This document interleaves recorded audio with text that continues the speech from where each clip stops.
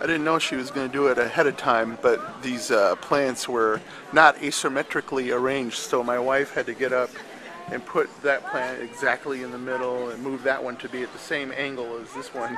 Otherwise, she couldn't relax. Anyway, she kept pointing at the stage, but I couldn't realize there was a symmetry problem. Well, now it's all perfect.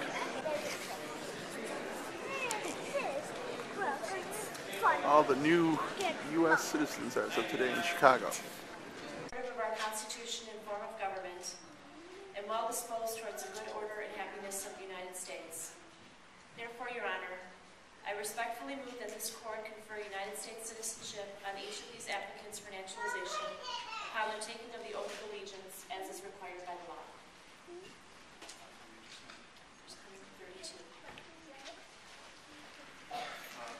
It is my pleasure to grant your motion, and the clerk of the court is directed to spread of record the acceptance of these 132 people for citizenship.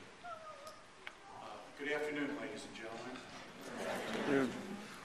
My name is Magistrate Judge Morton Denmo, and I want to welcome you here, and I want you to know I'm very excited and extremely proud to be able to preside on this ceremony today. Like you, I am an immigrant to this country. Over 50 years ago, on March 4th, 1955, my parents, my brother and I were seated in a courtroom like this. Oh, we're seated in a courtroom. Normally we do this in a courtroom. We're seated in a courtroom in St. Louis, Missouri, where my parents took the same oath of citizenship, which I am about to administer to you today. I am eternally grateful to my parents who came to America from Europe following World War II, seeking freedom and a better life for their children. My parents survived the Holocaust and came to America to start a new life. Your children and your grandchildren will always be thankful to you for becoming United States citizens today. If anyone knows the courage and determination it takes to start over in a new country, it is you. You should tell your story to the next generation so that they will appreciate our great country and not take it for granted. This ceremony and the oath you're about to take have special significance to me, and it is with great pride that I preside today. I'm about to administer the oath of citizenship to you. But first, let me say a couple things about the oath that you will be saying along with me in a few minutes. There are two parts to the oath. The first part expresses your desire and intention to give up your citizenship to any other country. The second part expresses your desire and intention to give your loyalty now to the United States of America. These words, which you will be speaking today, were adopted by Congress over 200 years ago. And this is the same oath that has been used since the founding of our country. To give up your allegiance to the land of your birth does not mean that you leave behind all thoughts and affections for your family and friends and the rich traditions and customs of your native land. In fact, we want you to bring those here to this country. Bringing them with you will make the fabric of the United States that much more beautiful. We know that emotional ties will forever connect you with many people and many things about the land from which you came. The oath does require, however, that you give up your political allegiance to those countries. That means your loyalty to country or nation is here in the United States. And while your affection for the land of your birth may always be with you, I hope that you will leave here today, after taking the oath of allegiance, with a genuine commitment to our country. So now let us proceed to the oath of citizenship. I know that family and friends have come to share this special day with you because the auditorium here is full. Normally when we're in court, we have rules that you can't take pictures. But since we're in an auditorium today. If there's any family members that would like to come up and stand up here and take pictures, please come forward now. Anybody here? Any family members? Don't be bashful. Please raise your right hand. I believe you should have the oath in front of you. Okay, and then repeat after me. Repeat after me. I, and state your name. I can't really hear you. Let's try that. Let's try that. I, and state your name. I, and state your name. Very good. Hereby declare on oath. That I absolutely and entirely. Renounce and abjure all allegiance and fidelity. To any foreign prince. Potentate, state, or sovereignty. Of whom or which. I have heretofore been a subject or citizen. That I will support and defend. The Constitution and the laws of the United States of America. Against all enemies, foreign and domestic. That I will bear true faith and allegiance to the same. That I will bear arms on behalf of the United States. When required by the law.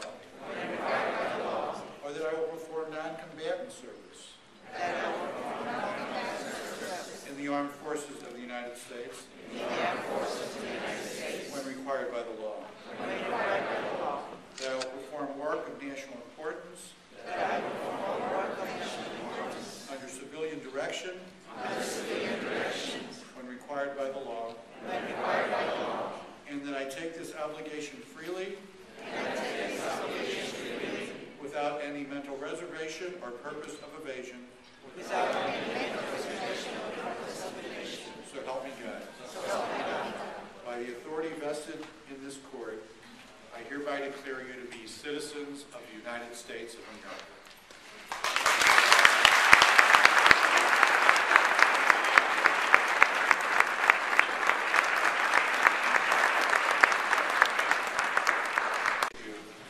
On this important occasion, before you all leave to celebrate.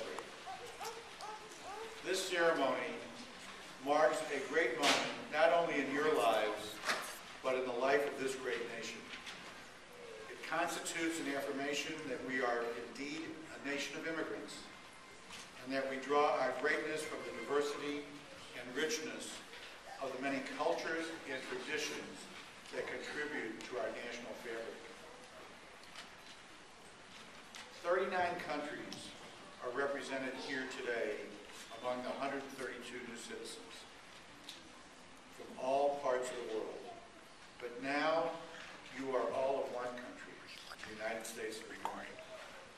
And while it is right and natural for you to remember the place from which you came and the values that you have brought with you from those places, please remember the oath which you just took in which you vowed total allegiance to this country. By taking this oath, you have acquired many rights and privileges reserved only for citizens of this country. But you have also acquired obligations and responsibilities along with those rights. It is only by observing these responsibilities that you will enjoy the fruits of your citizenship to their fullest extent and contribute to your community and your country. So now you possess the most important right, the right to vote, to elect the people who are in charge of your local, state, and national governments. By voting, you have a voice in the government. You can help decide who will represent you in the government. In America, every person's vote counts the same as every other person's vote. Yet only by exercising your right to vote and doing so intelligently will this right mean anything to you or to our country. You will also gain many other important rights. You have the right of free speech and assembly, and the right of a free press. You have freedom of religion, the right to worship as you please. You have the right to seek housing and employment without discrimination against you based on your sex, race, color, religion, or national origin, or any disability you may have. You have the right to be free from being deprived of life, liberty, or property without due process of law. Like the right to vote, all these rights must be exercised responsibly. And as citizens, you have taken on important obligations. As citizens, you may be called upon to serve on a jury in court and to help render justice. As a citizen, you are expected to obey the law and to pay your fair share of taxes. As a citizen, you will be encouraged to participate in your community and to offer your skills and talents to local organizations. It is often said that we are a nation of laws and not of men or women. So it is appropriate that a judge comes here to welcome you as citizens to this great country of ours. I urge you never to take your citizenship for granted. I know that all of you have worked extremely hard over many years to be here today, and you have waited a long time to become American citizens. Now, you must take advantage of the opportunity that you have been given, and at the same time, you must contribute your share for the common good. As the late President John F. Kennedy so eloquently said, ask not what your country can do for you. Ask what you can do for your country. Think about that from time to time in the coming years. The very survival of this great nation depends upon maintaining the spirit of President Kennedy's words. You should also reflect on the words of President Barack Obama, who in his inaugural address said, "What is required of us now is a new era of responsibility, a recognition on the part of every American that we have duties to ourselves, our nation, and the world. Duties that we do not grudgingly accept, but rather seize gladly, firm in the knowledge that there is nothing so satisfying to the spirit, so defining of our character, than giving our all to a difficult task. That is the price and the promise of citizenship. It is important for all citizens to be involved in their communities and their country as active, responsible participants in democracy. I urge all of you to do this.